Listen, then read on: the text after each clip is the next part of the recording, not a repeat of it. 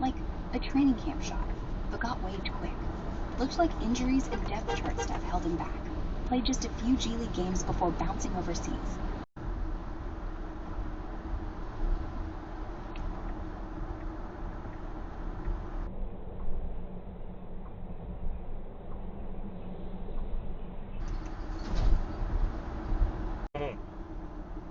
Oh, that's one of the cars that was speeding.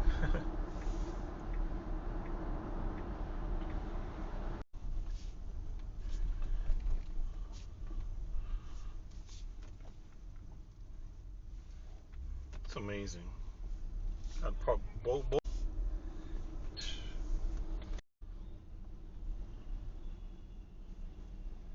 See a car coming, he's just going to continue walking.